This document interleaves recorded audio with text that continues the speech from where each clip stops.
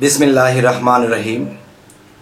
হে সমস্ত জগতবাসী, হিন্দু, বৌদ্ধ, খ্রিস্টান, মুসলমান সকলকে রেখে আমি কথাগুলো বলছি, কিন্তু বিশেষ করে এই আলোচনাটি কোনো মুসলমান সম্প্রদায় না শোনাটি ভালো হবে। আমি হিন্দু সম্প্রদায়ের সামনে বিশেষ করে এই আলোচনাটি করব। যেমন আমি শ্রীকৃষ্ণের কিছু কথা আমি ছেড়েছিলাম, অনেকে আমাকে ভালোই বলেছে, আবার অনেকে আমাকে খারাপ মন্তব্য করেছে। তাই আমি বলবো যে অনেকে আমাকে এটি বলেছে যে শ্রীকৃষ্ণ সম্বন্ধে আপনি কি বোঝেন। তো আরে বাবা, আমি যতটুকু বুঝি, দেখেন, একজন বিএ পাস মাস্টার ডিগ্রি শেষ করেও তিনি কোনো জায়গায় বক্তব্য দিতে পারেন না। কেউ 8 পাস করেছে, তার বক্তব্য শুনে মানুষের জ্ঞান লাভ করেছে এবং দেখা যায় সম্মানী হয়েছে। তাই আমি বলবো, আমি হয়তো অল্প জ্ঞানী, অত জ্ঞানী নয়, তবে যতটুকু আল্লাহ আমাকে যতটুকু তৌফিক দিয়েছে ততটুকু আমি বলেছি। তবে কেউ কেউ বলেছেন যে শ্রীকৃষ্ণ সম্বন্ধে আপনি এরকম বললেন, শ্রীকৃষ্ণ বিষয়টা তো আরও গভীর, আরও কঠিন, যা আপনারা মুসলমান শাস্ত্রে এই জিনিসগুলা বুঝবেন না। তবে আমি কিছু কিছু কথা বলবো। যে হরে কৃষ্ণ, এই যে হরে কৃষ্ণ যে একটি বিষয়, যে এটাকে যখন অর্থ ভেঙে বলা হবে, তখন এটার অর্থ বলতে গেলে কেউ বলদ সাজবে, আবার এটা শুনতে গেলে বুঝতে গিয়ে সে বলদ সাজবে এবং তার একটা পাপ হয়ে যেতে পারে। তো এখন বাধ্য হয়ে আমাকে বলতে হচ্ছে যে এর আগের পর্বে আমি যা কিছু বলেছিলাম, হরে কৃষ্ণর সাথে আল্লাহ রাসূলের সাথে মিল দিয়ে আমি সমস্ত পৃথিবীর সমস্ত ধর্মকে আমি এমনভাবে রাখতে চেয়েছি যে শৃঙ্খলে আসুক। ধর্ম যার তার, আল্লাহ কিন্তু সবার, ধর্ম যার তার, ঈশ্বর কিন্তু সবার। আচ্ছা, তো কিছু কথা ভেঙে বলতে হয়। সেটি হলো, দেখুন, যে হরে শব্দের অর্থ এবং কৃষ্ণ শব্দের অর্থ। তো কৃষ্ণ শব্দের অর্থে পাওয়া যায় আকর্ষণ, এবং হরের শব্দের অর্থ যে এই মহাবিশ্ব ব্রহ্মাণ্ড একটা ক্ষুদ্র একটা টিকটিকির আন্ডা, তার কাছে এর চেয়ে অনেক আরো ছোট। আচ্ছা, তাহলে যিনি পরম ব্রহ্ম, তিনি শ্রীকৃষ্ণ। তো আজকের যে কথাটি আমি বলবো, আমাদের মধ্যে একটি কথা বলা হয় মোহাম্মদ, আরেকটি কথা বলা হয় রাসূল আর মোহাম্মদের মধ্যে কতটুকু তফাৎ। যেমন লা ইলাহা ইল্লাল্লাহ মুহাম্মাদুর রাসূলুল্লাহ, এর অর্থ আসতেছে নাই কোনো মাবুদ আল্লাহ ছাড়া, হযরত মুহাম্মদ সাল্লাল্লাহু আলাইহি সাল্লাম আল্লাহর প্রেরিত বান্দা, এর ঘণ্টির বাহিরে রাসূল। তাহলে মুহাম্মদ আর রাসূল একটু আলাদা, আবার এক করলে এক। তবে হরের শব্দের অর্থ যদি আমি বলতে যাই, যে এই সমস্ত বিশ্ব ব্রহ্মাণ্ডকে তিনি হরণ করতে পারে, বা হরণ করে রাখতে পারে, বা হরণ করেন। আচ্ছা, এই যে কথাটি, এই কথাটি কিন্তু অল্প জ্ঞানী মানুষে এই কথাটি নিতে পারবে না। আর এই কথাটি যখন নিতে পারবে না, তখন তারা শ্রীকৃষ্ণের উপরে বা সনাতন ধর্মের উপরে আরও মানুষে তাদের বিভিন্ন খারাপ কিছু ভাবতে পারে, বলতে পারে। আচ্ছা, তো এই জন্য আমি চালিয়ে দিয়েছিলাম যে যিনি শ্রীকৃষ্ণ, তিনি রাসূল আল্লাহ, এবং যিনি সমস্ত বিশ্ব ব্রহ্মাণ্ড সৃষ্টি করেছেন, তিনি পরম ঈশ্বর শ্রীকৃষ্ণ। তাই আমরা বলে থাকি রাসূল আল্লাহ, রাসূলের সাথে আল্লাহ এক, হরের সাথে কৃষ্ণ এক, দুই মিলে এক। তো এই জিনিসগুলা যদি আমি হরের কথাটা এবং কৃষ্ণ কথাটা ভাঙতে যাই, তো অল্প জ্ঞানী মানুষেরা এটা নাও বুঝতে পারে। আচ্ছা, যাই হোক, তবে আজকের যে আলোচনাটি আপনাদের সামনে করতেছি, যে হরে কৃষ্ণ, যে এখানে একটা আকর্ষণ, মানুষ যখন হিন্দু সম্প্রদায়ের কোনো প্রেমিক ব্যক্তি, কোনো সাধু ব্যক্তি যখন এই নাম ধরে ডাকে, চোখের পানি জর্জর করে পড়ে।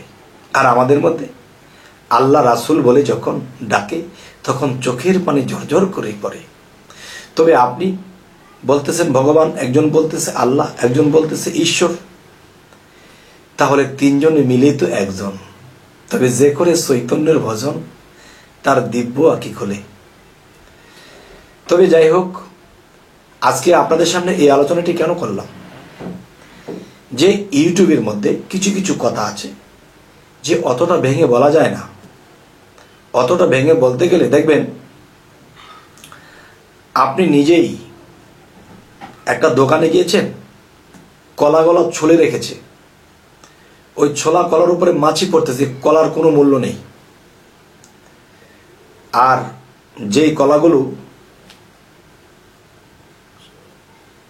কলাগুলো ছোকলা দেওয়া আছে, ঝুলিয়ে রেখেছে, সুন্দর লাগছে, আপনি কিনে আনছেন, আর ওইগুলো মাগনা দিলেও আনবেন না। তাই বলবো কি, ইউটিউবের ভিতরে অতটা খুলে মেলে বলা ঠিক নয়, কিন্তু আজকে কিছুটা বলতে বাধ্য হলাম। আচ্ছা, এবার আসি শ্রীকৃষ্ণের আরেকটি বিষয়। দেখেন, এই শ্রীকৃষ্ণের বাক্যতে কিছু কথা আছে। আচ্ছা, বেদের মধ্যে কিছু কথা আছে যে কোন কথাটি পাঠ না করা পর্যন্ত, আপনারা এই কথাটির উপর বিশ্বাস না আনা পর্যন্ত আপনি সনাতন ধর্মে ধাবিত নয়, আপনি হিন্দু ধর্মে ধাবিত নয়। কোন জিনিসটা, কোন কথাটা পাঠ করলে আপনি হিন্দু ধর্মে ধাবিত, সেটি হলো এক ঈশ্বর দ্বিতীয় নাস্তি, এক মেবাদি দ্বিতীয়াং ওং বিষ্ণু নারায়ণাং। অর্থাৎ এক ঈশ্বর ছাড়া দ্বিতীয় কোনো ঈশ্বর নেই, ঈশ্বরের স্বরূপ ঈশ্বর ভগবান শ্রীকৃষ্ণ।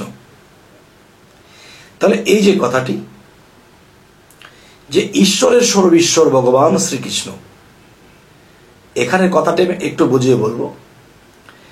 যে আমাদের মধ্যে আসে কি, কুল হু আল্লাহু আহাদ আল্লাহুস সামাদ, আল্লাহ এক, আল্লাহ অদ্বিতীয়, আল্লাহ জন্ম নেন না, আল্লাহ জন্ম দেন না, আল্লাহ স্বয়ং সম্পন্ন। তাহলে ঈশ্বরের বাক্যে একটি কথা আছে যে ঈশ্বর জন্ম নেন না, জন্ম দেন না। তাহলে শ্রীকৃষ্ণ তিনি কিন্তু জন্ম নিয়েছেন। আচ্ছা, আমাকে অনেকে এই কথাটা শোনার সাথে সাথেই ভিতরটা কেঁপে উঠবে, আমার ওপর ঝেঁপে পড়বে, এরকম কিছু সনাতন ধর্মের লোক আছে। আমি কথাটি সারছি। দেখেন, যে বৃন্দাবনে যখন কৃষ্ণ ছিল, তখন কিন্তু কৃষ্ণ মূলত ছিল না, তিনি চলে গেছে। তবে কৃষ্ণ রূপে যে আরেকজন ছিল, সেটা কি? একটা হলো কৃষ্ণ, একটা হলো আমি, আরেক হলো আমার ছায়া। আমি যদি নড়াচড়া করি তবে আমার ছায়া নড়াচড়া করে। ঠিক আমার এই মানব দেহের মধ্যে আত্মারূপে সাই নিরঞ্জন আছে, তিনি যদি নড়াচড়া করে তাহলে আমার বডিটা নড়াচড়া করে, আর আমার বডিটা যখন নড়াচড়া করে তখন আমার ছায়াটা নড়াচড়া করে।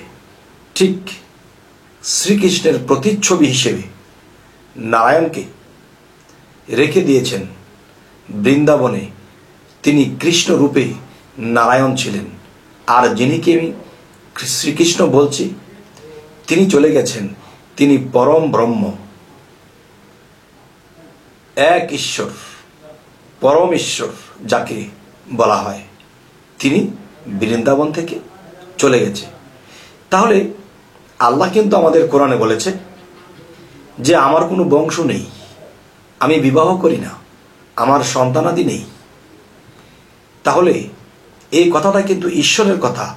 শ্রীকৃষ্ণ যদি ঈশ্বর হয়ে থাকে, তাহলে তাকে যদি জিজ্ঞাসা করা হয়, আপনি তো জন্ম নেন না, জন্ম দেন না, তাহলে আপনি তো বংশ ছিল, যজু বংশে আপনার বিরাট বংশ ছিল, আপনি 16,000 স্ত্রী আপনার ছিল, তাহলে আপনার বংশ অনেক বড় ছিল। তাহলে আপনি যদি বলেন আমার বংশ নেই, আমি বিবাহ করি না, তাহলে এটা কে ছিল? এটা কৃষ্ণ রূপে অন্য কেউ ছিল। কে ছিল? নারায়ণ ছিল। আর আসল যে শ্রীকৃষ্ণ, পরম ব্রহ্ম, যাকে বলবো পরমেশ্বর শ্রীকৃষ্ণ, তিনি আগেই চলে গেছেন। তবে তার লীলা প্রকাশ করতে ইচ্ছে হয়েছিল, তখন তিনি লীলা প্রকাশ করে গেলেন। যাই হোক, আরো কিছু কথা যদি বলতে যাই, রাসলীলা, এই রাসলীলা সম্পর্কে যাদের জ্ঞান নেই তারা যেন এই সম্পর্কে শোনেও না এবং বলেও না।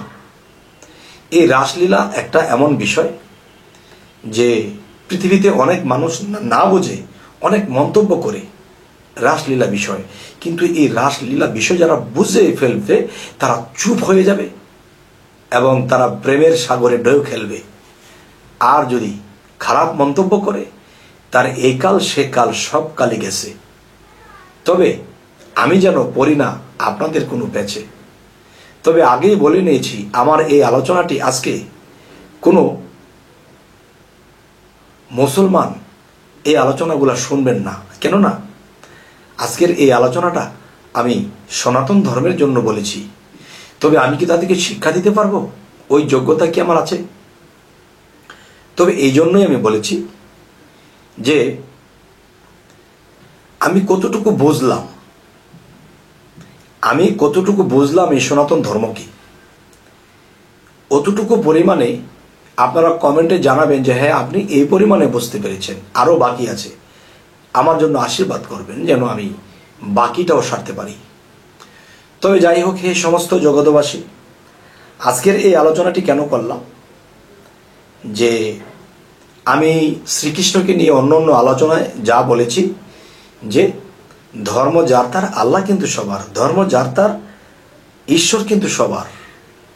তাহলে এই জন্য আমি এই আলাপটি করেছি যেন পৃথিবীতে কোনো বিশৃঙ্খলা না হয়, যে তিনি বলবে আমার ধর্ম বড়, তিনি বলবে আমার ধর্ম বড়, তিনি বলবে না, ধর্ম যার তার, আল্লাহ যদি হয় সবার, তাহলে এই কথাই সবকিছু কাবার।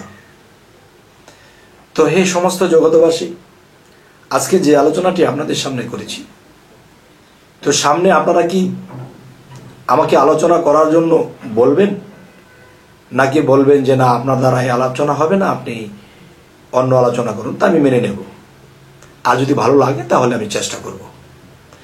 আর যদি বলেন তাহলে আমি মহাদেব এবং বিষ্ণু, নারায়ণ এবং কালী, এই চারজনকে নিয়ে আমি সামনে একটু আলোচনা করব, যতটুকু আল্লাহ আমাকে দিয়েছেন, যতটুকু বুঝ আমার ভিতরে আছে।